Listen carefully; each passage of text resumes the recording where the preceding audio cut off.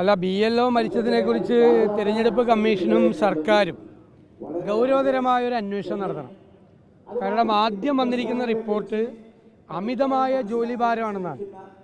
ഞാൻ ഇന്നലെ സന്ധ്യയ്ക്കും ഒരു BLOയെ കണ്ടപ്പോൾ അദ്ദേഹം എന്നോട് പരാതിപ്പെട്ടത് ഇതെങ്ങനെ ചെയ്തു തീർക്കും എന്നൊരു ആദ്യം പറഞ്ഞു. കാരണം ഇത് വല്ലാത്ത ഒരു ജോലിയാണ് ഈ സമയത്തുള്ളത്. ഇത് അമിതമായ ജോലിയാണോ BLOമാർക്ക് കൊടുക്കുന്നതെന്ന് പരിശോധിക്കേണ്ടത് തെരഞ്ഞെടുപ്പ് കമ്മീഷനും സർക്കാരുമാണ്. സർക്കാരിൻ്റെ ആളുകളെ പ്രൊട്ടക്റ്റ് ചെയ്യാനുള്ള ബാധ്യതയുണ്ട്. അതുകൊണ്ട് അതൊരു ഒറ്റപ്പെട്ട കേസായി പരിഗണിക്കാതെ ഗൗരവതരമായി അന്വേഷിക്കണം. ഒരു കാര്യം സത്യമാണ്, എല്ലാ BLOമാർക്കും അമിതമായ ജോലിഭാരം ഉണ്ട്. കാരണം SIR എന്ന് പറയുന്നത് അത്രയും ബൃഹത്തായ ഒരു ലോക്കൽ ബോഡി ഇലക്ഷൻ ഒരു വശത്ത് നടക്കുമ്പോൾ നടത്തേണ്ട ഒരു പ്രോസസ്സല്ല. ഞങ്ങളെല്ലാ രാഷ്ട്രീയ പാർട്ടികളും കേരളത്തിൽ അതിശക്തമായി അതിനെ എതിർത്തതാണ്. അതിനെ മറികടന്നുകൊണ്ടാണ് കേന്ദ്ര തെരഞ്ഞെടുപ്പ് കമ്മീഷൻ ഇത് അടിച്ചേൽപ്പിക്കുന്നത് പോലെ അടിച്ചേൽപ്പിച്ചത്. കേരളത്തിലൊരു വ്യത്യാസം കൂടിയുണ്ട്. മറ്റ് സംസ്ഥാനങ്ങളിൽ ഈ ലോക്കൽ ബോഡി ഇലക്ഷൻ നടക്കുന്നില്ല.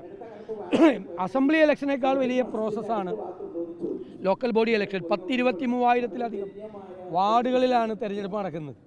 അതൊരു വലിയ പ്രോസസ്സാണ്. അസംബ്ലി ഇലക്ഷനേക്കാൾ വലിയ പ്രോസസ്സാണ്.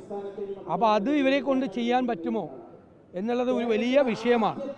അപ്പോൾ അത് ഗവൺമെൻറ് അത് എന്താണ് എന്ന് പഠിച്ച് അത് ഇലക്ഷൻ കമ്മീഷനും ഇതിനെ ചോദ്യം ചെയ്തുകൊണ്ട് കോടതിയിൽ പോകുമ്പോൾ കോടതിയിലും ആ ഗവൺമെൻറ്റിൻ്റെ റിപ്പോർട്ട്, പോലീസിൻ്റെ ഒരു റിപ്പോർട്ട് സബ്മിറ്റ് ചെയ്യണം. ഇലക്ഷൻ കമ്മീഷൻ ഇതിനെക്കുറിച്ച് ഒന്നും അറിയാതെ പറയുന്നതിന് പകരം ഇത് അന്വേഷിച്ച് യഥാർത്ഥ വിവരം പുറത്തു വരാം. ടെർമിനേറ്റ് ചെയ്യും, സസ്പെൻഡ് ചെയ്യുന്നു പറഞ്ഞുകൊണ്ടാണ് BLOമാരെ ഭീഷണിപ്പെടുന്നത്. കോഴിക്കോട് കളക്ടർ ഉൾപ്പെടെ സൂം മീറ്റിംഗിൽ വിവരങ്ങൾ പുറത്തു വന്നിരുന്നു. ഞാൻ അതുകൊണ്ടാണ് പറഞ്ഞത് അമിതമായ ജോലിഭാരം ഉണ്ട് എന്നുള്ളത് ഒരു യാഥാർത്ഥ്യമാണ്. നമ്മളോട് പോലും ഫോണിലും നേരിട്ടും ഞാൻ പറഞ്ഞില്ല, ഇന്നലെ സന്ധ്യയ്ക്ക് എനിക്ക് പരിചയമുള്ളൊരു BLO എന്നോട് പരാതി പറഞ്ഞു. ഭയങ്കര ജോലിഭാരമാണ്, പണി തീരുന്നില്ല, ടെൻഷനാണെന്ന് പറയും. പിന്നെ മാത്രമല്ല മുകളിൽ നിന്നുള്ള